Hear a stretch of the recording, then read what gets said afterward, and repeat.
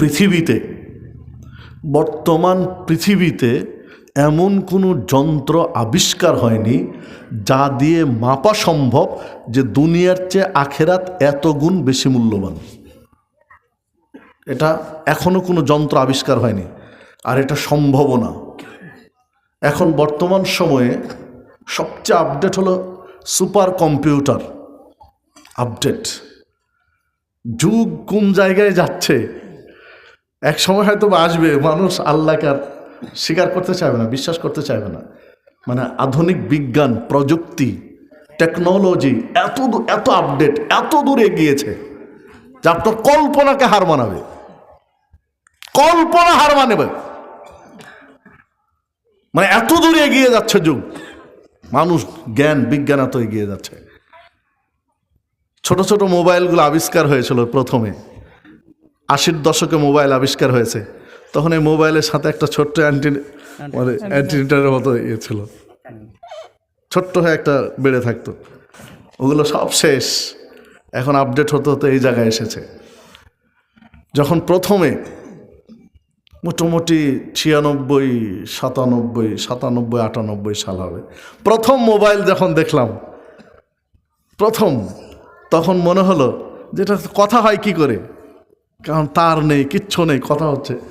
তখন কিছুদিন যেতে না যেতেই তখন শুনলাম যে মোবাইলে এমন একটা মোবাইল আসতেছে সামনে, যে মানুষ কথা বলবে আর দেখতে পাবে, যার সাথে কথা বলবে তাকে দেখে দেখে কথা বলবে। বিশ্বাসই হচ্ছিল না, তখন বিশ্বাস হচ্ছিল না, যেটা কি করে সম্ভব।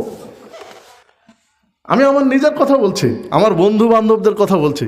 আমার বন্ধু বান্ধবরা সবাই এখন একটা ভালো জায়গায়, সবাই আমার ক্লাসমেটরা সবাই একজন ভালো জায়গায়। আমার ক্লাসমেট হচ্ছেন শেখ ডক্টর মুজাফফর বিন মহসিন হাফেজাহুল্লাহ, একেবারে কাছের বন্ধু। ফাজিল, আলিম, ফাজিল, কামিল, অনার্স, মাস্টার্স, এমফিল, পিএইচডি সব একসাথে। আমার খুব ক্লাসমেট, কাছের বন্ধু হলো আব্দুল আলিম মাদানী হাফেজাহুল্লাহ, যিনি শেখ আব্দুর রাজ্জাক বিন ইউসুফ হাফেজাহুল্লাহ ওস্তাদজির নারায়ণগঞ্জের যে মাদ্রাসা, ওই মাদ্রাসার প্রিন্সিপাল।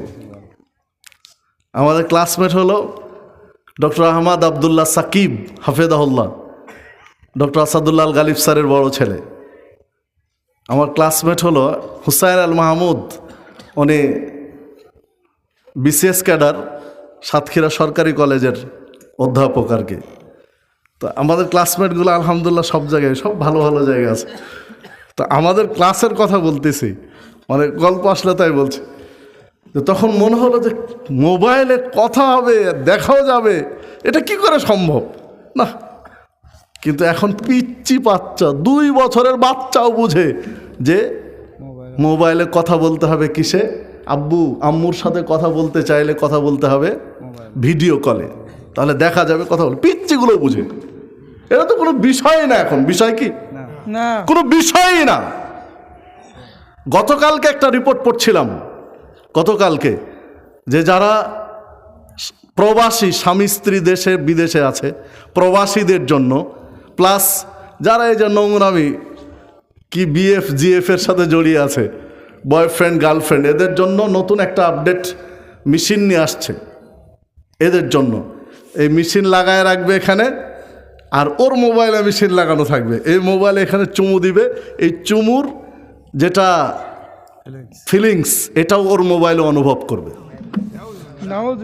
গতকালকের একটা লিখনে আমি পড়ে আপনাকে বলছি, এখন মনে হচ্ছে এটা কি করে সম্ভব, এটা কি করে সম্ভব। তা আমি বলছি আপনাকে যে 20 বছর আগে আমার কাছে, 25 বছর আগে মনে হয়েছিল যে এটা কি করে সম্ভব যে দেখে দেখে কথা হবে। কোথায় থাকবে, লন্ডনে, আমেরিকার দেশে থেকে দেখে দেখে কথা বলবে, কিন্তু এটা একদম স্বাভাবিক হয়ে যায়নি। হয়তো বা আসছে, এটা লিখনি এসেছে, মানে গবেষণা চলছে।